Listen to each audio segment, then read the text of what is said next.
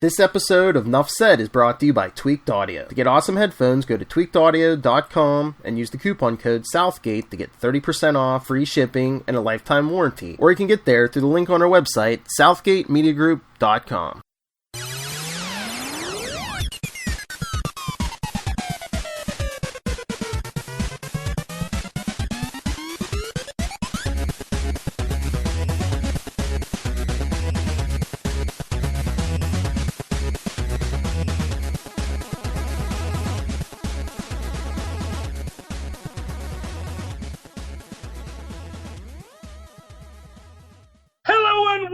Once again to Superconnectivity.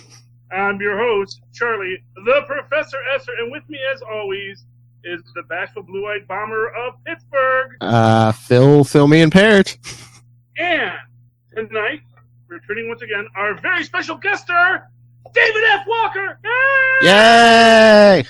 Sorry, I've been practicing my Kermit the Frog. Oh, David! That was good. Thank you. I am so happy to have you back. It's good to be back. 100 episodes later. 100 episodes later. Sorry. I was going to say that feels. It's actually. I'm honored. I should say that it's 100 episodes later. It's But yeah, that's just. I feel like you could have found someone more important than me, but I'm not going to complain. Well, okay. You know what? You can humble. You can be as humble as you want to be. But let's. We're talking to David F. Walker, writer, producer, filmmaker extraordinaire, and actual comic book publisher as well.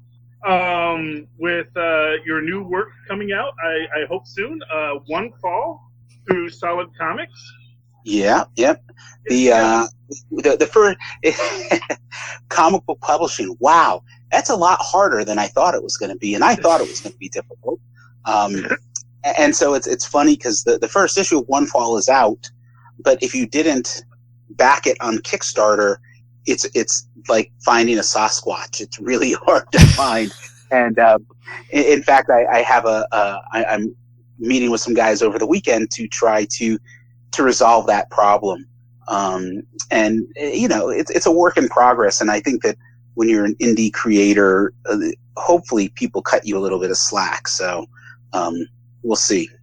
Well, you said you were saying, but you didn't know how difficult it was. Are there just like a lot of hoops you have to jump through, especially with distribution, like Diamond and everything?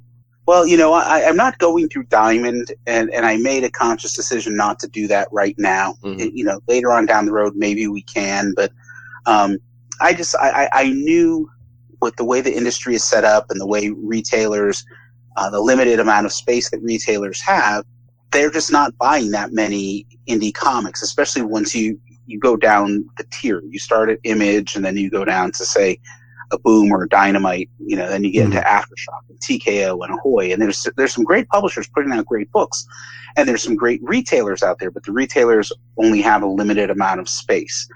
And so the philosophy that I had, and it's a philosophy that a lot of other creators and indie publishers have, is that, well, rather than, fighting for that valuable space on the shelf at the retailers, we have to go out and we have to find our audience ourselves. That's what platforms like Kickstarter provide. And if you're more on top of your game than I am, you have a store set up on your website and you've got those books with you at conventions and things like that. And so for me, the hardest part has been that I have a project that I'm working on. It's a very big nonfiction project that has taken up all of my free time. And then it's taken up all of my work time.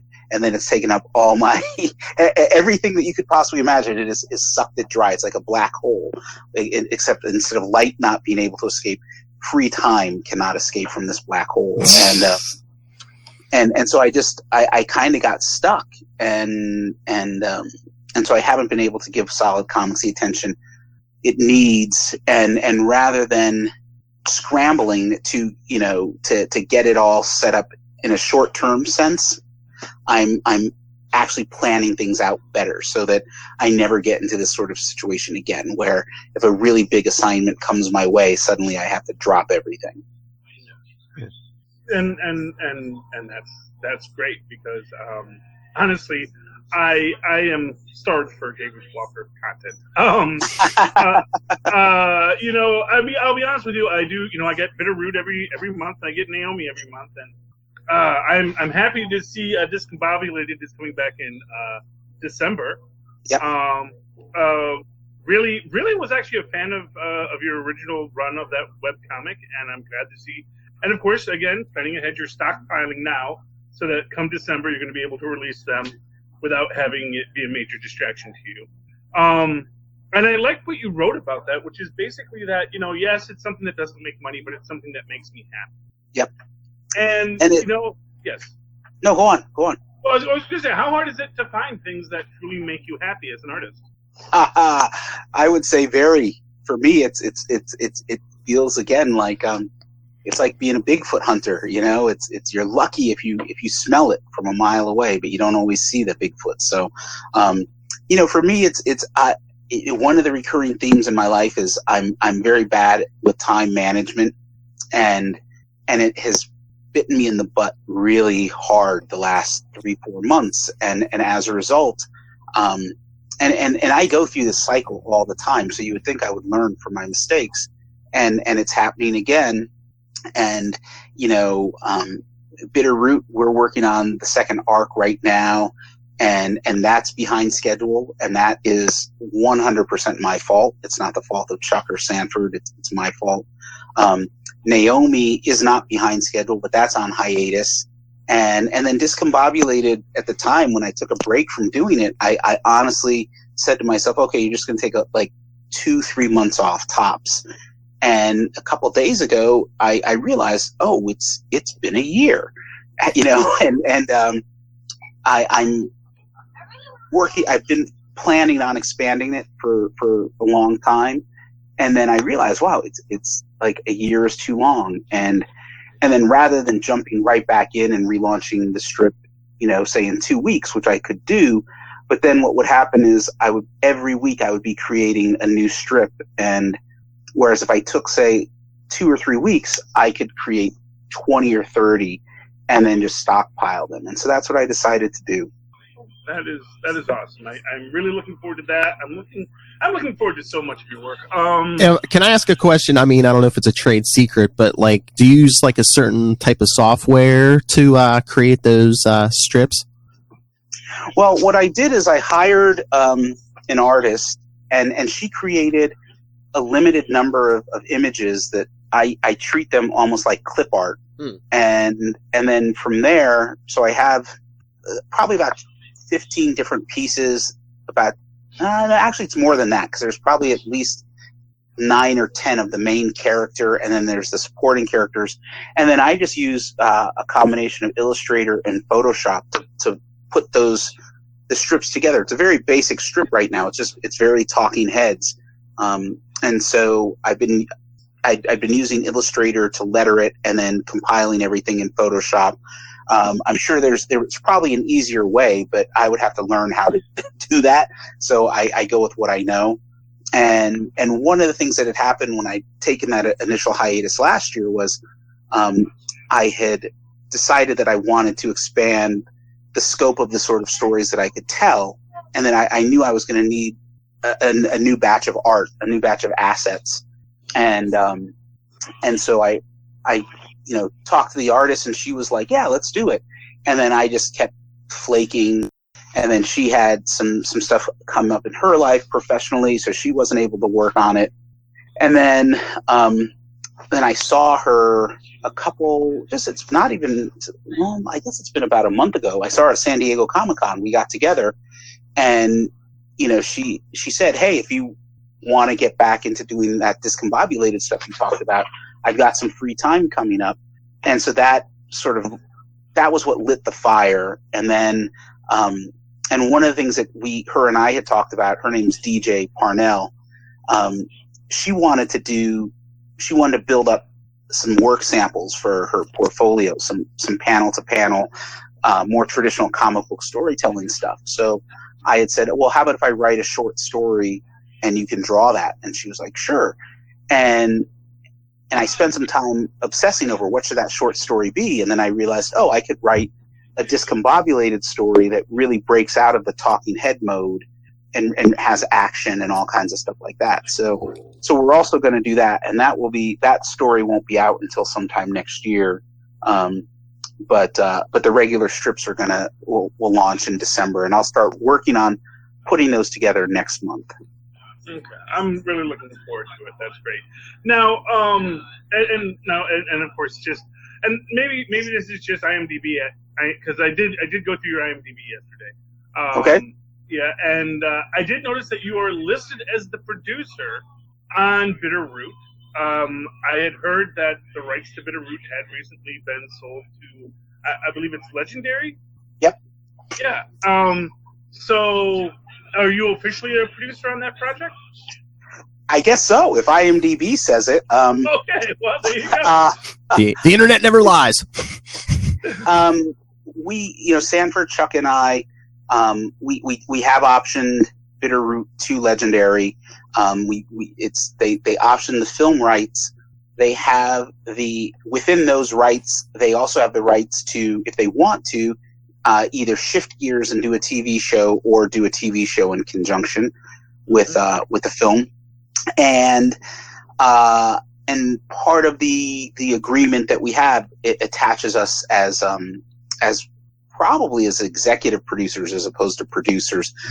I'm sure that there's some fine print within the contract that delineates the difference between producer, executive producer. But we're attached, but it's not very hands-on, and I kind of prefer it that way. Once a month or so, we'll get some emails with some updates about directors that they're thinking about and writers that they're thinking about, and even though I have a bit of experience in film, like, this is so far out of my wheelhouse, and I don't want to be that guy who blows it. You know what I'm saying? Yeah. Who says really dumb things to the people who are making a lot more money than I am in Hollywood, and then messes up his own opportunities.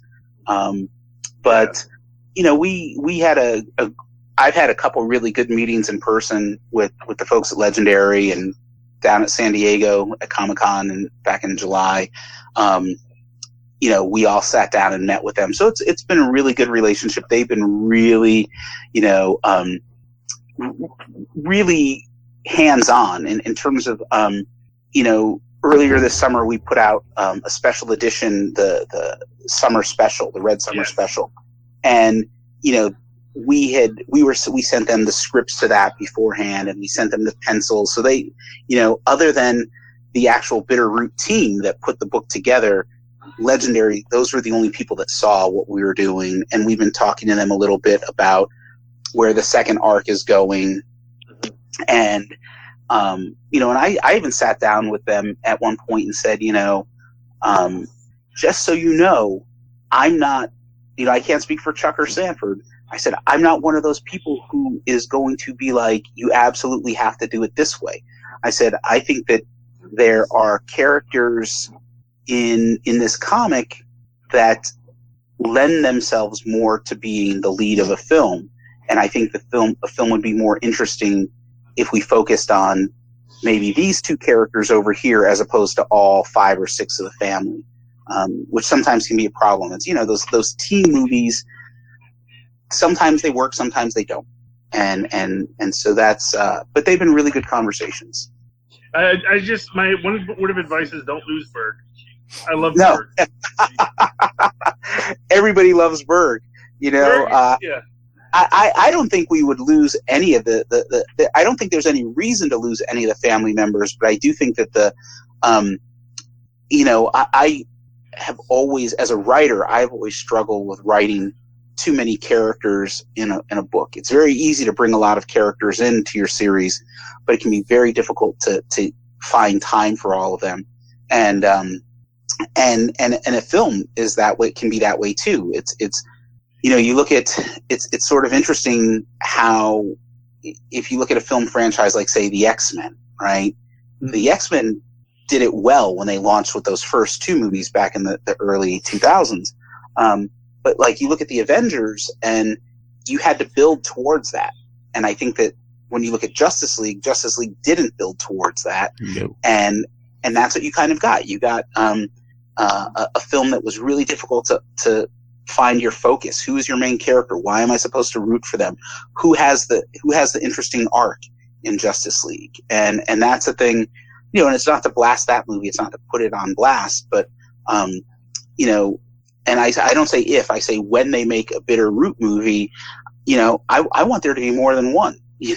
I want it to turn into a really good franchise that entertains people for a lot of years to come. And I know that there's some ways that are easier to do that than others. Yeah. Well, I can say as a very big fan, I love the universe you've created with your coworkers on that, your fellow artists. It is just amazing. And I do want to, if you don't mind, if I can just fanboy on it a bit.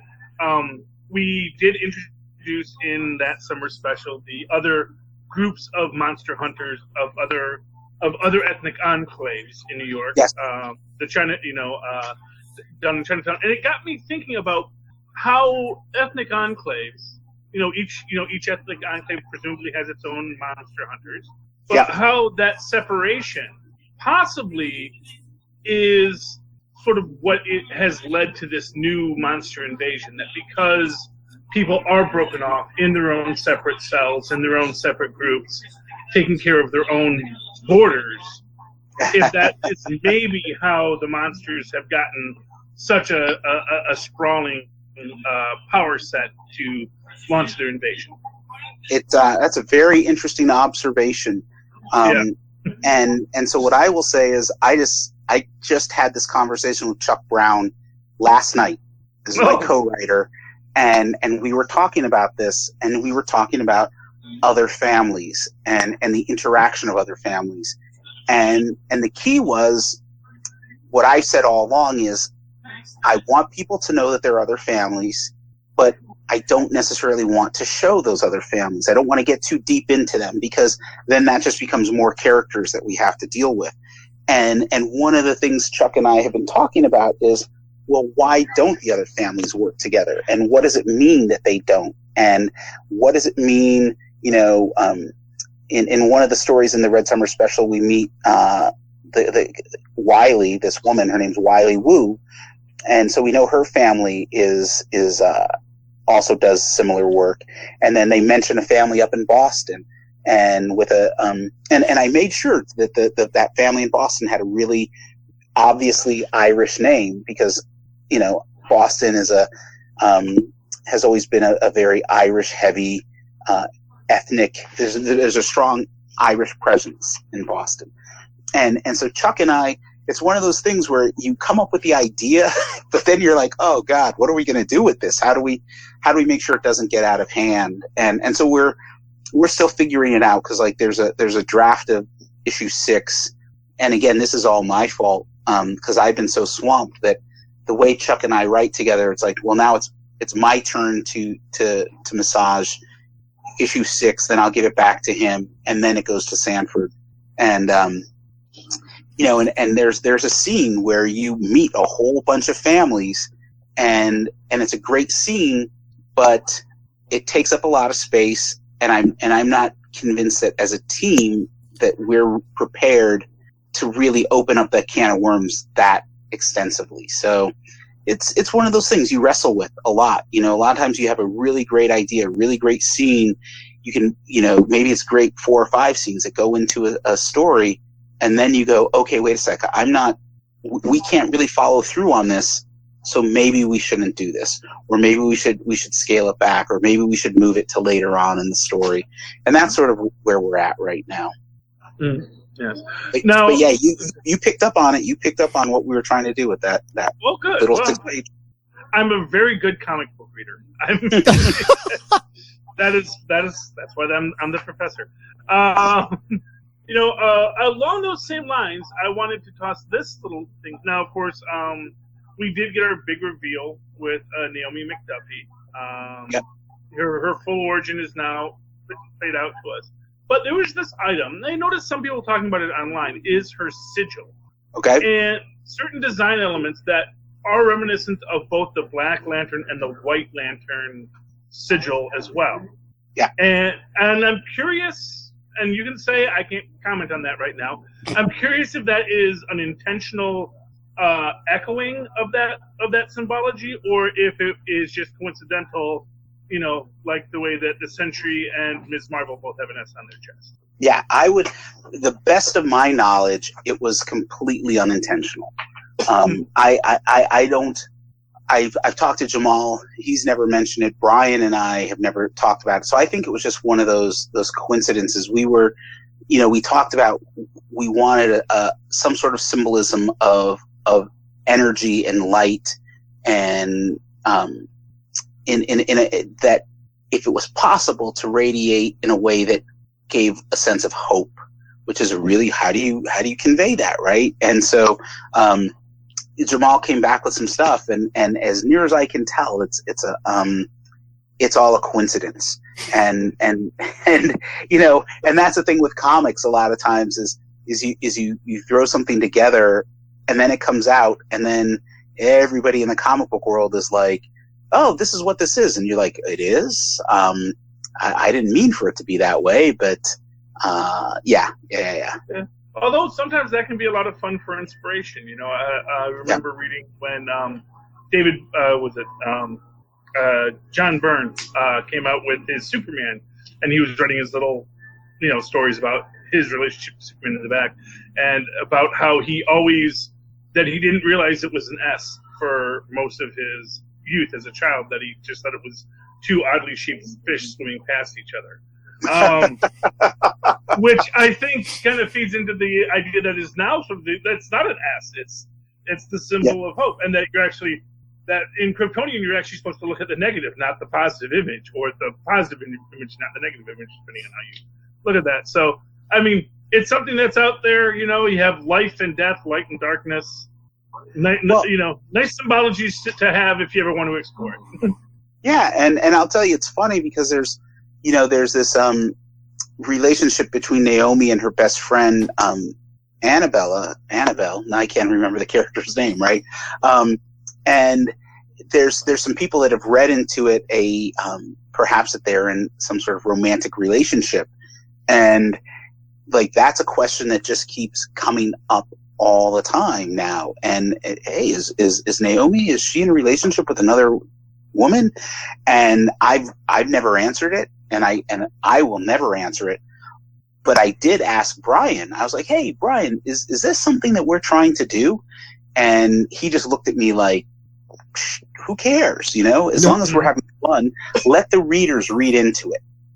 And that's what I think. That's one of the things I really love about comics, is that once it's written and once it's drawn, once it's out there on the shelves, or you're reading it on your tablet or on your phone or whatever, it ceases to be just mine, Naomi isn't just mine or Brian's or Jamal's or anybody else's. Now it belongs to you. Now it belongs to the readers, and each reader creates their own individual relationship, their own individual meaning. And nothing I can say or anyone else can say or do is necessarily going to take that meaning away. And I want to be very careful. That's why I'm not saying emphatically, no, her symbol is not this. Mm-hmm. Who knows what it is? Well, I don't think it is. But well, along those lines, has anyone ever came up with a theory about anything you've worked on where you're like, I never thought of that before, but that's a good idea, or you just always know this is my vision, I never stray from this? Or I'm trying to think if there's ever been, I'm sure there has been that, and I'm just not thinking of it off the top of my head. There's always, a lot of times there's these little things that'll happen in a scene or in an overall issue, and people will, again, they'll read something into it and they'll be like, oh, I just love the way Hawkeye just really didn't care about anything in issue number 3 of Occupy Avengers. And you're like, and that's the reason I relate to Hawkeye, because he just doesn't care. And I was like, he doesn't care? Okay, yeah, that's whatever. So it's I'm sure that the moment we're done recording this episode, I will think of like 5 different examples, but a lot of times I do think about, as I'm writing, I try to think about, okay, is this an opportunity for me and my artist, or me and my co-writer and my artist, to create something where the reader can bring their own thing to it, where they can bring their own interpretation to a nuanced look, or the response to a question, and to me that's always been the fun part of comics. It's the voice of what a character sounds like in your head. It's reading an issue of Fantastic Four, and in your imagination, each one of those characters has a different voice. At least for me, each one had a different voice, and that's always the danger of bringing something to live action, or even just animation, where it's like, yeah, no, I'm sorry, that Ben Grimm doesn't sound like this, or whatever. And I try not to take that away from the reader, unless, if somebody came to me with something that was just completely off the wall and counterintuitive to maybe who I am as a person, some of my philosophies in storytelling, or how I interact with the rest of the human race, then I might go, no, sorry, you're wrong on that one, but nothing that extreme has ever happened, at least not in my comics career. Probably other aspects of my life, but we're not talking about that. Now, you recently had a really nice article that I really loved, where you were discussing the class you teach on comic book writing, and specifically about how when you're writing, often you'll have, like, you think you have 12 issues, and then suddenly someone comes up and says, no, you have 8. And how, you wind up having to, really compress the arc of my favorite character in the Marvel Universe, the Deadly Nighthawk, Tilda Johnson, the Deadly Nighthawk. Marvel, why you were leaving that on the table is really, it boggles my mind. Yeah. So anyway, and so here's a question to you: what is more difficult for you as an artist, when you have to compress a story because you thought you had 12 issues and now you have 8, or when you're making your own stories and you're kind of like, I have too many things to tell and I'm not, how do I compress myself? Oh, that's a great question. It's different case by case, right? If you're working for a company like Marvel or DC, and you think you're writing something that's going to be 12 issues, and then you find out it's only going to be 6. That's really difficult, and that's really hard. Now, but the key is when did you find out? And if you find out, say, before issue 4 or 5 is in the can, or we'll say really before issue 3 is in the can, then you've got time to rework issues 4, 5, and 6 so that you have a complete story. That's my philosophy. Now, it might be a nightmare to do it, but you can do it. And so if you look at like Marvel stuff, and we could talk specifically Marvel, Nighthawk was supposed to be 12 issues, but it was canceled, and we were told it's only going to be 6. And it was canceled the week the first issue came out, and the artist was working on issue 3. Issues 4, I know issue 4 was written, and issue 5 and 6 had been plotted out, and issue 6 was ending on this note of, there's going to be an issue 7 through 12. So I knew immediately that I had to rewrite issue 6, but as I looked at it, I realized, well, I can also rewrite 4 and 5 because neither of these issues have been started yet. And so that was a bad scenario, but it was the best case of a bad scenario. Now with Occupy Avengers, when that was canceled, issue 7, I don't think issue 7 was out yet because it was canceled with issue 9. So it seems to me like I was working on issue 8, and then I found out, oh yeah, there's only going to be 2 more issues. And so the arc was the story that I was working on was supposed to be 8, 9, and 10, and suddenly it was just going to be 8 and 9. Mm-hmm. But now so we're losing a whole issue. So now I got to compress it. So that was one of the worst scenarios. It was just kind of heartbreaking because I had so much I wanted to do with my own character, with not my own characters, with the characters I'd come to love. Now, if it was my own book, then, something that's creator owned, like with Bitter Root, where there's stuff you suddenly realize, oh, we just got to cut this. There's no room for it. It's in the moment, it's painful, but what the most important thing is always, is it in service to the story? And so I say this all the time to Chuck and Sanford when we're working on Bitter Root. And then, Brian and I say this all the time because we have very similar philosophies. Is it serving the story? And it doesn't matter how much we love this scene. Is it serving the story? And if it's not serving the story, then it can go. The thing about comics is you're always limited by space. It's not like, even if you're publishing it yourself, there's still a certain amount of limitations. But if you're working for Marvel or DC, an issue is as many pages as it is. You get 20 to 22 pages. You can't just suddenly go, oh, well, this one's 27 pages. You got to, if you wrote a 27-page script, there's a script of Naomi. There was a couple issues that ran a little longer. I think there's a couple that are 24 pages, but there was one that was like 28 pages, and they were like, nope, 4 pages got to go. And I'm not going to say, oh, come on, give us 4 more pages, and to his credit, Brian didn't say it either, because we also knew that just meant 4 more pages that Jamal was going to have to draw. And we were on a really tight schedule. So, you make these decisions, and sometimes they pay off, and sometimes they're a little disheartening. But I think that, one of the things to keep in mind is that comics are, both of you have been reading comics for a long time, right? Oh, yeah. Yeah. And as have I. Been reading comics for, 40-something years. And there are a handful of stories that I really, truly love that have stuck with me all these years.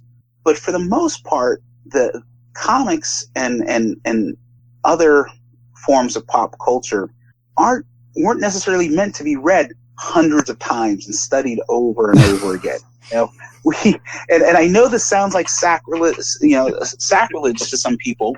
And I'm saying that looking around I'm in my office, and it's filled with comics and bags and boards, right? But, when I was a kid growing up, like, you read a comic and that was it. Like, then you maybe traded it with a friend, maybe you never saw it again. And so it's funny because, like, sometimes I'll go back and especially if I'm working on a specific series, like right now, Bitter Root, I was like, God, I'm going to have to go back and read all 5 issues of Bitter Root just to make sure we're not repeating ourselves. And I'm reading those 5 issues and I'm like, oh, hey, I don't remember this scene. I don't, Mm-hmm. And so to me, it's just kind of crazy because it's like, I think there's a lot to be said for the story, whether it's a comic or a movie or something like that, living on in your memory and not necessarily revisiting it or not revisiting it that often. And sometimes stuff is worth it. Sometimes you go back and you reread something and you're like, wow, this is absolutely amazing. And then there's other stuff you go back and look at and you're like, wow, yeah, okay, I loved this when I was 12, but now it's not quite what I thought it was. Well, I think you could say that. You could probably say that about any form of entertainment, even movies or TV shows. If you watch it enough, you're going to see the flaws in anything. Exactly. Yeah, and that's a dangerous thing. Yeah, I often find I will go back and revisit some piece that I remember so vividly and love so well, and I realize I've completely recut that scene in my head to emphasize the part that I liked the best. And when I would see the original, I was like, oh, that was just a throwaway line. But to me, that was like the hub of the entire film. Yes. Oh, you know what I wanted to ask? I see that Naomi's going to be showing up in the pages of Young Justice soon. Is she going to be a permanent member, or is that just a guest starring role? Or I'm guessing that she's going to be a permanent member. Brian, I've read a bunch of the scripts of stuff that where she's making appearances, and it's more like he shows it to me and says, okay, is there, am I taking her too far in one direction or another that you don't want to take her? And I'm like, nope, that's fine. Do whatever you want to do. I'm looking forward to seeing the Young Justice stuff. And as far as I know, she's going to be a regular member. And I haven't had a conversation with Brian in like a week or two, so it's not like it's that long. And I just told him last time I saw him was when you're ready to start working on the second arc, Naomi, or second season or whatever you want to call it, just give me a call. We'll sit down. We'll map it all out. But until then, just do whatever you want with her. And I put in one request for one thing that I wanted to see happen. I don't know if he did it or not. But I don't know if he's going to do it or not, but everything I've read has been really fun, and I look forward to reading it. And that's the thing, I just love working with him. I love the opportunity to work with him. He's an old friend of mine, and it's interesting reading it because, and it's the same way with Bitter Root, where, a month or two after an issue, after you've written it, and then it's drawn, and then it comes out, I can't remember who wrote what. Once in a while, they'll be like, oh yeah, that was my joke. And you feel really good about it, Mm-hmm.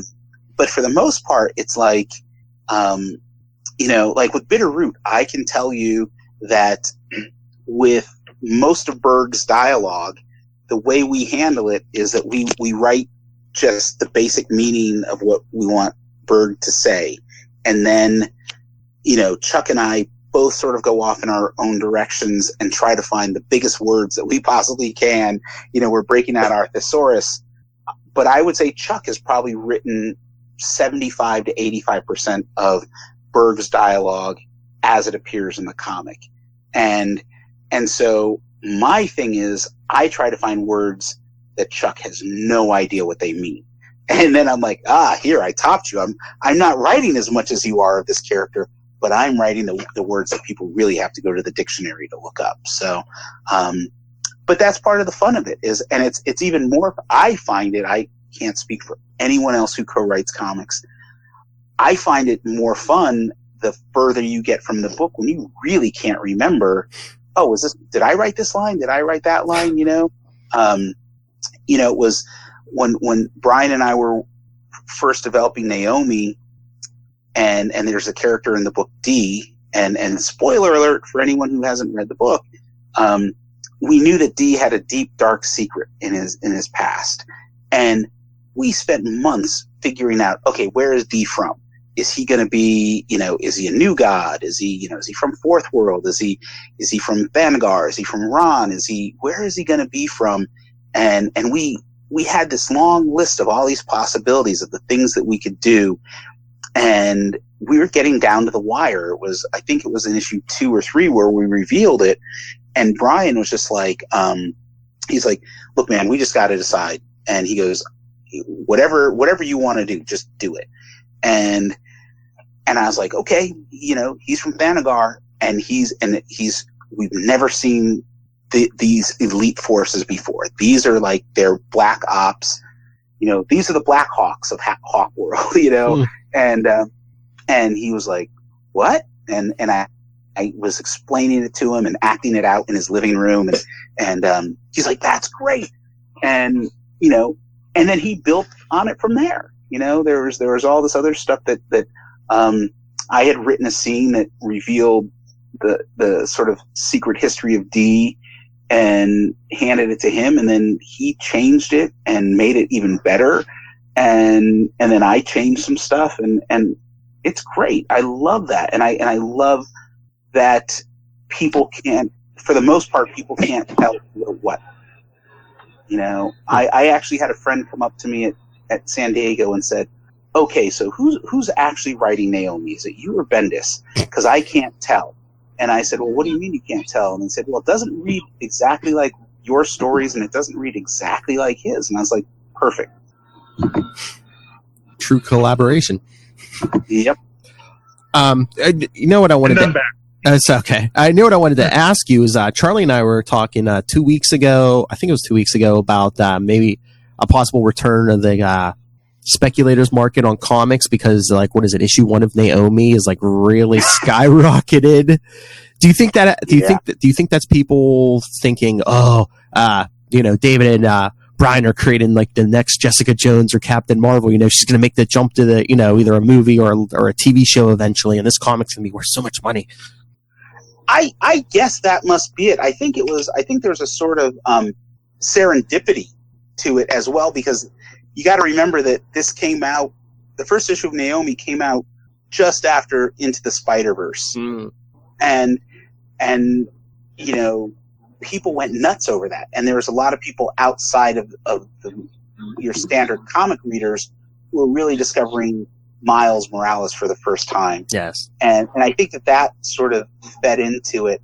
But yeah, that speculator thing is kind of crazy. I mean, I had a friend call me, and he was at his local comic shop, and they were charging $150 for Naomi #1, and he was like, "Aren't you excited?" And I was like, "No, because I'm not getting any of that money. Uh-huh. If I got some of that $150, I'd be happy." But as a kid who grew up loving comics in the 70s and 80s, and collecting X-Men in the 80s, and I remember paying $50 some odd for Giant Size X-Men #1. I was in 8th grade, and actually I didn't pay for it. That was my birthday present when I was in 8th grade. My mom said, "You can get anything you want." I said, "I want this comic." And she was like, "You want a $55 comic book?" And I'm like, "Yep." And now it's like, you can get that. You can get a reprint of that for a couple bucks. Mm-hmm. And I believe comics are meant to be read. Maybe they're meant to be read only once or twice, and then you throw them in a box, or you give them to somebody, you recycle them, you do whatever you want. But that whole thought of, especially in this day and age that people are paying a ton of money for a comic, if you're going to spend $150 on Naomi #1, I'll be 100% honest. I would rather you spend $150 buying a bunch of other comics and reading those comics and sharing them with people, as opposed to, putting them in a box and hoping that someday it's going to pay for your kid's college education. I just don't think. I mean, that's a good message. Yes, spread that money around. The comic book industry could need it. Yeah. Now, just out of curiosity, do you have time to read very many comics in our current market? I haven't been reading much these days, and part of that is just because I'm trapped in this assignment that's really kicking my butt, and so I'm way behind. I've got a stack of trade paperbacks, of fairly recent stuff like Middle West, which is Scotty Young and Jorge Corona.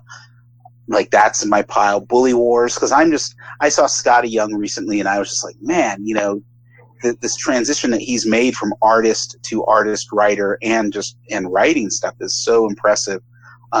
Man-Eaters, Chelsea Kane's book Man-Eaters, that's in my pile. So there's a bunch of stuff that is sitting around. Even I still haven't read Black Monday Murders yet, and I pulled it off the shelf the other day and moved it to the top of my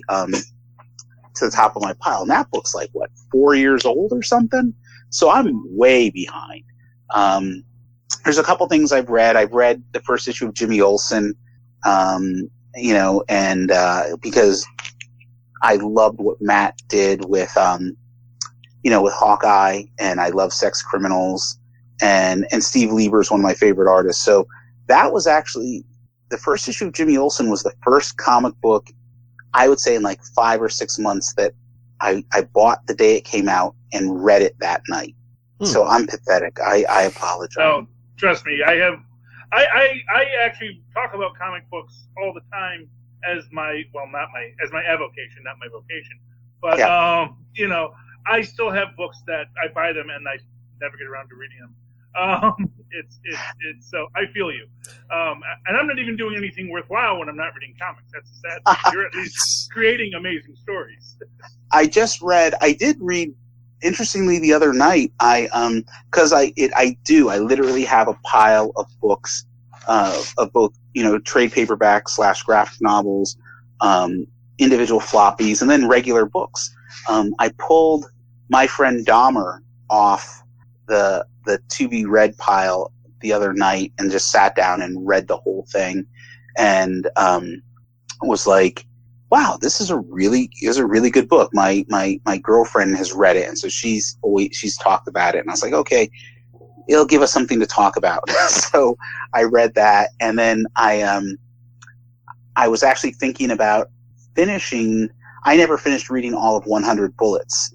I read probably the first 4 or 5 trade collections, and then stopped. And then I was like, well, maybe I should read that. And then I was like, well, you'd have to start over from the very beginning.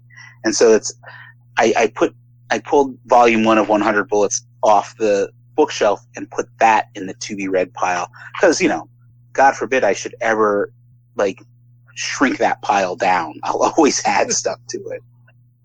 So you're not reading Superman or the Leviathan stuff by that Bendis guy? Not yet. I do have the trades of both Action and Superman, and I actually did read probably the first 5, probably the equivalent to the first trades as they were coming out. Just because I was so excited for Brian. But I am behind schedule on that. I read the first couple issues of Wonder Twins because I really like what Mark Russell's doing. But reading monthly books, I tend to be more of a binge reader these days. I would much rather sit down over the course of maybe a day or 2 days and read an entire trade than, I read Event Leviathan #1 this month, and then I read whatever else, 3 other monthly books, and then a month later, I don't remember what happened. Those, it's. I'm terrible at that. So here's the question. You cannot answer this. Do you have a theory of who Leviathan is? Do you know who Leviathan is? I do not know. Okay. I do not know. And just years ago when Brian was still writing at Marvel, when he was writing Secret Invasion, I didn't know who all the Skrulls were either. So. Yeah, and you know what? To me, that ruins the fun. I'm not one of those people. I don't read reviews as much as I used to because too many critics put too many spoilers in there, and so I'm really good at avoiding the sort of things that will give away the fun parts. And so yeah, I don't know who Leviathan is, and I'll find out when the time is right. Yeah, me and Phil both have theories. Oh yeah. Yeah, he thinks it's Jimmy Olsen. I think it's Gus Gorman. Okay. I think it's time to introduce Gus Gorman to the comic books from Superman 3, Richard Pryor's character. The best of the Superman films, Superman 3, in my opinion. But if it's not Gus, maybe that's the series I should pitch over at DC. Maybe that's what. What, Gus Gorman? Yeah. I tell you, Gus Gorman is such an amazing character. And you don't want to get me started on Gus Gorman. He is a brilliant hacker in this day and age. That there's not this super genius hacker information broker for the villains out there in the DC universe. It just boggles my mind. Oh, David just wants the excuse to go through all the Richard Pryor works, to get the voice for the character. Well, there you go. I mean, that's also fun too. And Richard Pryor. Well, I'm always looking for really weird characters to try to bring back and do something with, and that's one I like. I wonder who has the rights to that character. Well, I'll tell you right now, David, that is yours for free. Golden Globus. I'm sure Warner was a producer on it, so they got to have some sort of rights to it. Yeah. No, I'll All right. Well, now you put that one in my head. Sorry, David. I don't mean to put more stuff on your plate. That's okay, because I'll tell you that the crazy one. I had this is the funniest thing. A couple weeks back, Brian posted something on. It was probably on Instagram or something, and it probably had something to do with either Young Justice or whatever. I can't remember. But in the image, Captain Carrot was in it, from Captain Carrot and the Zoo Crew. And 2 nights before, I had a dream that I was writing Captain Carrot. And so, of course, now I'm reading all the symbolism into it. Here I have this dream. A couple days later, one of my best friends posts this thing, and so I call him up, and I was like, Brian, man, who's writing Captain Carrot? He's like, what are you talking about? And I was like, Captain Carrot was in that image. He's like, yeah, he was just in the image. There's not going to be a Captain Carrot comic. I was like, I gotta write this book. I gotta write, because this is how nutty I get. And he was like, please don't waste your time writing Captain Carrot. So we'll see. But now the thing would be to bring Gus Gorman into Captain Carrot's story. Well, there you go. I don't know how to do it, but you never know. Oh, and if anyone could, you could. I was going to say, David, before we go, can you forward a message to Mr. Bendis for me? I mean, it's easier to get a hold of the Pope than Brian Michael Bendis. I mean, I'm loving his Superman stuff. I'm really loving the Event Leviathan stuff, but like, I am much more interested. Are they going to give him like a monthly shot at Batman event at some point here? I'll talk to him about it. I think he's doing that. Batman, what's it? It was part of the Batman universe. Yeah, and he's been having so much fun with that it's kind of ridiculous. It kind of makes me angry how much fun he's having. And well, that's what sparked that, because I've been reading that, and like after I've read his Daredevil and his Jessica Jones and even the Miles Morales stuff. I'm like, oh, why haven't they given him even on Detective Comics something? I think and I don't want to answer anything specifically for him. I think one of the reasons he didn't initially gravitate towards Batman, because I think a lot of people were expecting that from him. He wanted something different. And I think, and so, but he's having so much fun, and he's working with Nick Darrington, and I read the first couple chapters of that, and then I was like, okay, I'm just gonna wait till it's all collected. But I love the art, and so I'll ask him about that. I'll ask him as soon as I ask him about Gus Gorman, and you know what? You're laughing now, but I'm sitting here searching for Gus Gorman images, so I'm going to post some stuff in the next on social media within the next hour or two, imploring people that they that DC hire me. And it looks like he actually did appear in some sort. Oh, this just might be the actual like adaptation of the comic though, or some of the movie. I don't know, but this is what I want to do. All I ask is, you mentioned that you were talking to us on Capes and Lunatics, and now you have an idea for a Gus Gorman story. There you go. I think I can do that. Yay! Thank you, David. Thank you. You're always such a pleasure to talk to you. Let's not make it 2 years next time. All right. Because honestly, I could talk to you all day. I want to go to wherever you are and be your actual friend in real life. But it's David, very anticlimactic. I'll tell you that much for sure. Yeah, well, believe it or not, so am I. So, anything you want to say before you head out of here, David? Yeah, plug your work.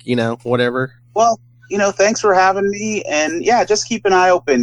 We've got in next year there's going to be the new Naomi arc is going to start, the new Bitterroot arc is going to start, and there's going to be more stuff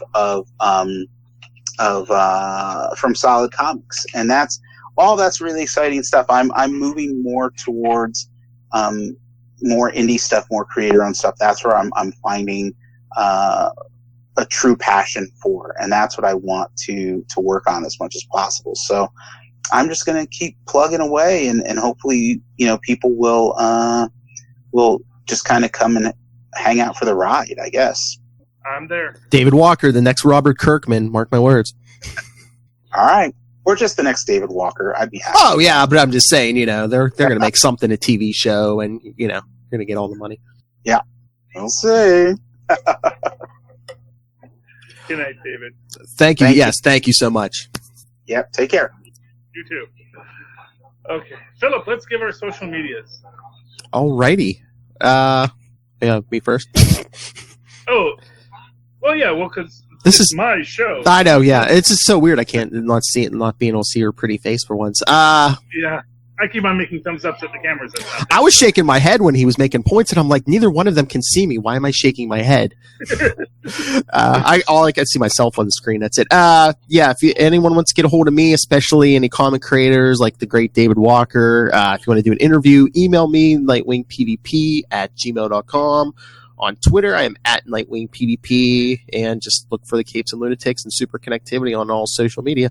And, of course, if you'd like to write to me in that old-fashioned email way, where Ma's and Pa's once did, do so at superconnectivityblog@gmail.com. That's superconnectivityblog, all one word, @gmail.com. And, of course, follow me on Twitter as a live tweet Agents of S.H.I.E.L.D. for one more season, and The Orville, which will no longer be on broadcast, and many other shows that I love, @Charlie Utzer. That's CHARLIE.